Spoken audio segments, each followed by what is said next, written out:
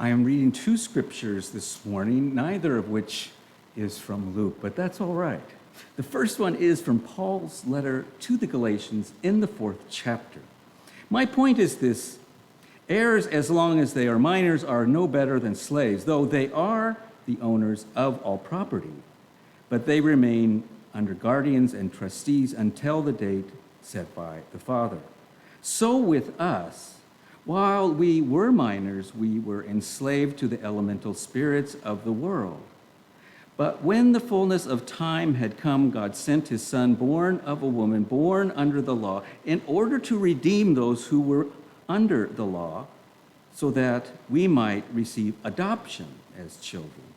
And because you are children, God has sent the Spirit of his Son into our hearts, crying, Abba, Father. So you are no longer a slave, but a child. And if a child, then also an heir through God. And from Gospel according to Matthew in the 2nd chapter.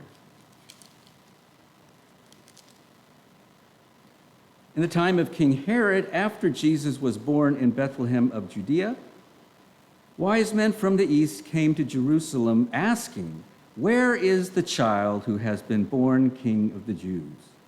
For we observed his star at its rising and have come to pay him homage." When King Herod heard this, he was frightened, and all of Jerusalem with him, and calling together all the chief priests and scribes and people, he inquired of them where the Messiah was to be born. They told him, "In Bethlehem of Judea, for so it has been written by the prophet. And you, Bethlehem, in the land of Judah, are by no means the least among the rulers of Judah, for from you shall come a ruler who is to shepherd my people Israel." Then Herod secretly called for the wise men and learned from them the exact time when the star had appeared. Then he sent them to Bethlehem, saying, "Go and search diligently for the child, and when you have found him, bring me word so that I may also go and pay him homage." When they had heard the king, they set out, and there ahead of them went the star that they had seen at its rising, until it stopped over the place where the child was. When they saw that the star had stopped, they were overwhelmed with joy. On entering the house, they saw the child with Mary, his mother, and they knelt down and paid him homage. Then, opening their treasured gifts, they offered him gifts of gold, frankincense, and myrrh. And having been warned in a dream not to return to Herod, they left for their own country by another road. This is the wisdom of God.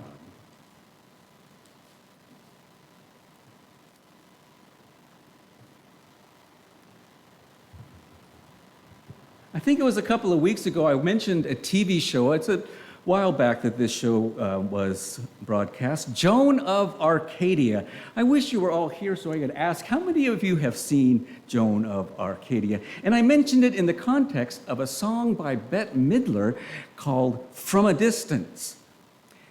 And I mentioned it because the theme song for this show is a song by Joan Osborne, "What If God Was One of Us?" Can you feel the theological difference between those two songs? In the refrain of "What If God Was One of This," and I wish we could play this whole song, it is, "What if God was one of us? Just a slob like one of us. Just a stranger on the bus, trying to make his way home. Back to heaven all alone, like a holy rolling stone. Nobody calling on the phone, except for the Pope, maybe in Rome." Joan is a teenager, played by Ambler Tamlin, who is accosted by various people who are God, or the voice of God. It could be a worker, a cook at school, the kids in the playground, the janitor, it could be anyone.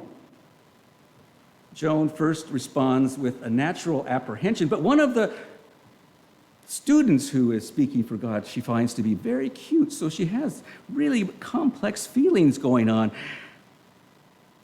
And then she feels inconvenienced. And this is because each time God talks to her, God asks her to do something. In one episode, he asked her to take AP chemistry. In another, to take a bully to the dance. And in another, to join the chess club. She never knows what the reasons are. It is only in retrospect that we find out what God's intent was. When God asked Joan to get a job, the larger purpose, we find out later, was to encourage her brother to get a job. Her brother was in a terrible, tragic car accident. He's paraplegic and understandably depressed. Likewise, God asked Joan to get a driver's license, which she is reluctant to do.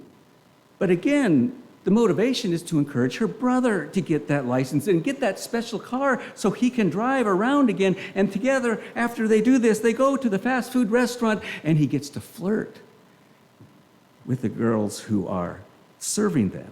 No better encouragement. In another episode, Joan is unfairly accused of cheating. This is after God told her, "You must study hard for this test." Oddly, a test on Joan of Arc. She aces the test, and because it's so unusual for her to do so well, she is accused of cheating. She gets angry and refuses to retake the test, and God intervenes and says, "Take the test." She aces it again, and the result is that her teacher is inspired. He had been feeling hopeless about teaching, but when he saw that he inspired Joan, he decided to keep on teaching. In every case, Joan is asked to do something that will help someone. She never initially understands what it is, but she does it. I glean at least two messages from Joan of Arcadia, and the first one is that we must listen for God, and that means listen for God before we can listen to God. The second message, I should say, is that God is asking something of us. God doesn't change the world coercively. Rather, God persuades people to do things that lead to grace and healing and justice and the transformation of the world, one bully at a time. Metaphorically, the image of God as one of us is the incarnation, God with us, Emmanuel. Not God at a distance and far off and intransigent. Rather, through the Holy Spirit, God is connected to our humanity. God is enfleshed in us. God is encoded into our being. It was the scientific revolution and the Enlightenment that put God at a distance. We came to know a little more about how the world worked, so that we didn't really need God to be intimately involved in the workings of the world. The deists believed that God made the world like a watch, wound it up, and set it aside and let it go on its own. And the way to relate to God was to discover about the world rationally, figure out how it works. And to do so would be to figure out God. Therefore, being rational was being spiritual. As a result, we have become very rational people. I remember every time I had an argument with some of my friends, I said, "Prove it!"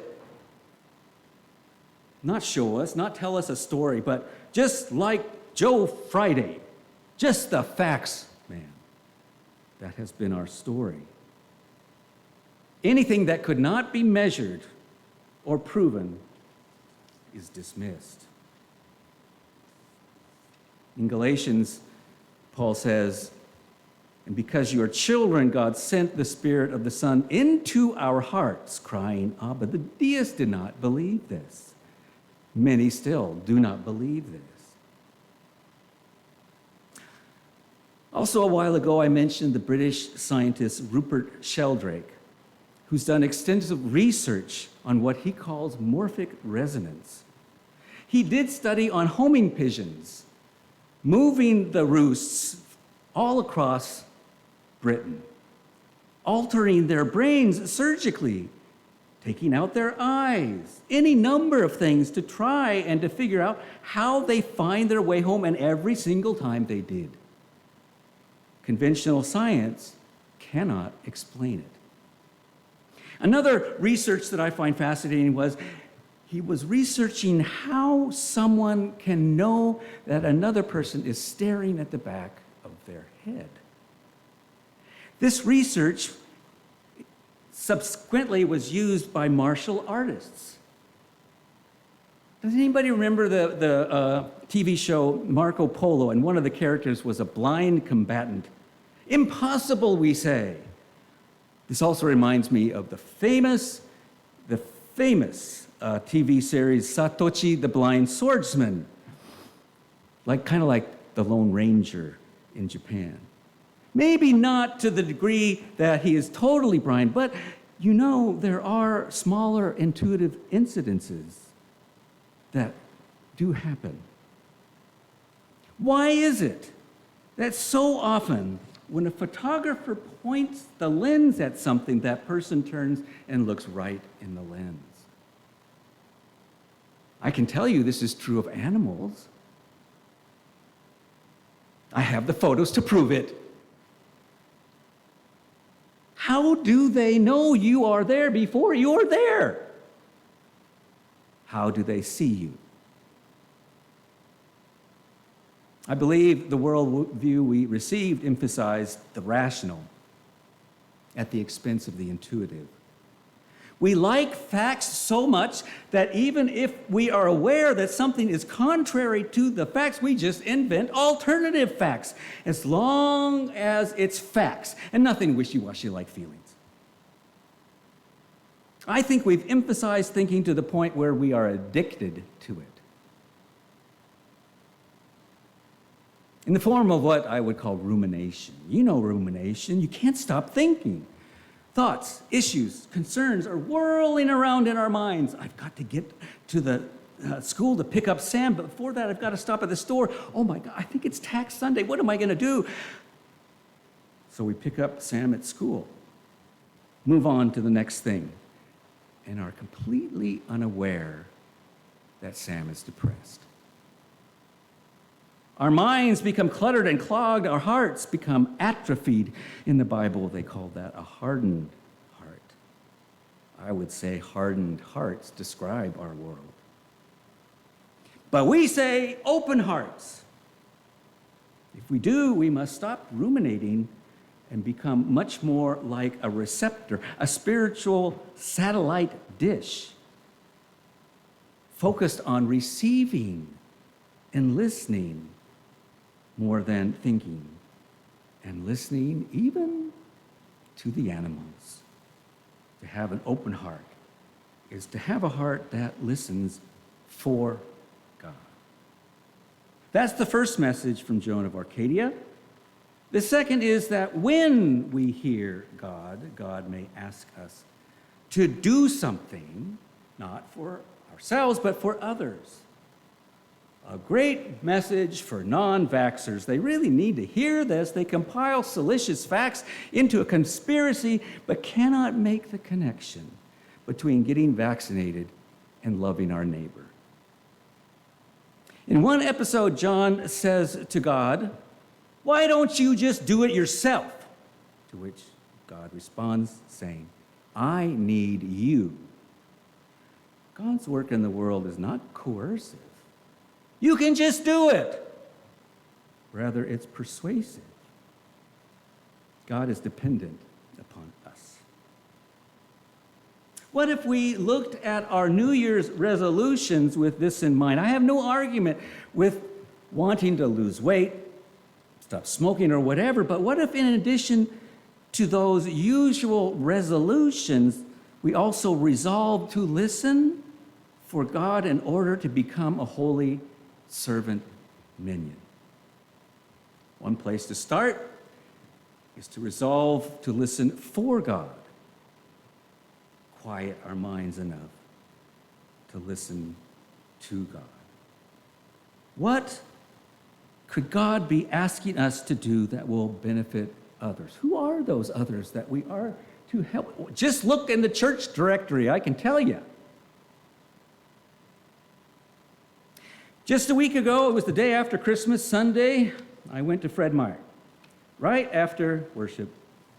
And there were only 3 checkers. Remember, this was the big snowing time. There were only 3 checkers. And the lines went back past the middle of the store. People were getting restless. To make matters worse, many people were stocking up with full carts and lots of toilet paper. When I finally got there, I won't tell you how long that took,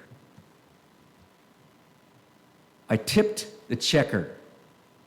Not a big tip. And she looked at me and said, "Really?"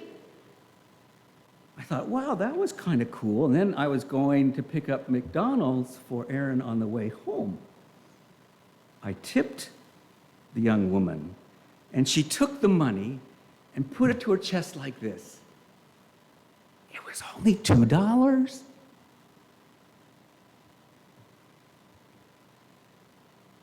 Of course, the money wasn't the meaning.